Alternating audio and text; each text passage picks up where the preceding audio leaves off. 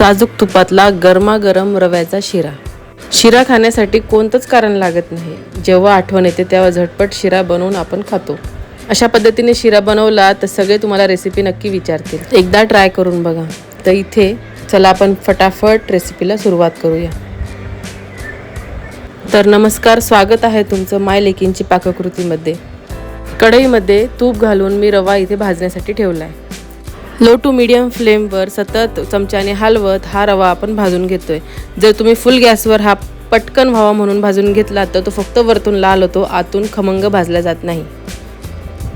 आता बघा, तुम्ही इथे ह्या स्टेजला येईपर्यंत रवा आपल्याला व्यवस्थित भाजून घ्यायचा आहे. रवा भाजून झाल्यावर एका साईडला वाटीमध्ये काढून ठेवला आणि त्याच कढईमध्ये 2 चमचे तूप घालून मी आता ड्रायफ्रूट्स फ्राय करून घेते. मी इथे काजू आणि बदाम दळून घेतलेत. तुम्हाला जे ड्रायफ्रूट्स आवडत असतील ते तुम्ही दळून यामध्ये घालू शकता. अशा पद्धतीने काजू बदाम जर घातलेत ना तर लहान मुलं निवडून काढू पण नाही शकत आणि खमंग लागतात छान. नुसते ड्रायफ्रूट्स घालण्यापेक्षा वरतून अशा पद्धतीने घातले तर त्याची चव पूर्ण शिऱ्यामध्ये उतरते.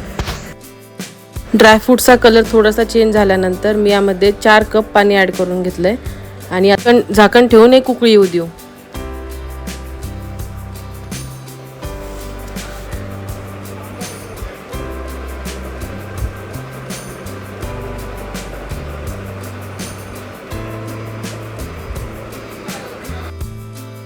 उकळी आल्यानंतर ज्या कपाने मी रवा मोजून घेतला त्याच कपाने 1 कप मी साखर ॲड करते. तुम्हाला आवडत असेल तुमच्या आवडीनुसार तुम्ही साखर कमी जास्त घालू शकता.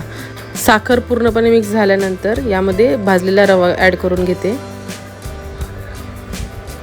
आणि सगळ्यात शेवटी विलायची ठेचून ती यामध्ये ॲड करते. शेवटी घातल्यामुळे कसं याचा फ्लेवर जास्त कमी होत नाही.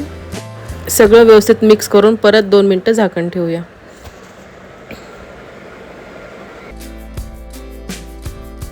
2 मिनिटांनी बघितलं तर रवा अजून शिजलेला नाही, म्हणून परत 2 मिनिटं आपण याच्यावर झाकण ठेवू. मीडियम फ्लेमवरच आपल्याला शिरा शिजवून घ्यायचा, नाही तर खाली लागण्याची शक्यता असते. तुम्हाला ही रेसिपी थोडी जरी आवडली असेल आणि उपयोगी वाटली असेल तर व्हिडिओला लाईक करा, चॅनलला सबस्क्राईब करा आणि कमेंट करून तुमची प्रतिक्रिया मला नक्की कळवा. धन्यवाद.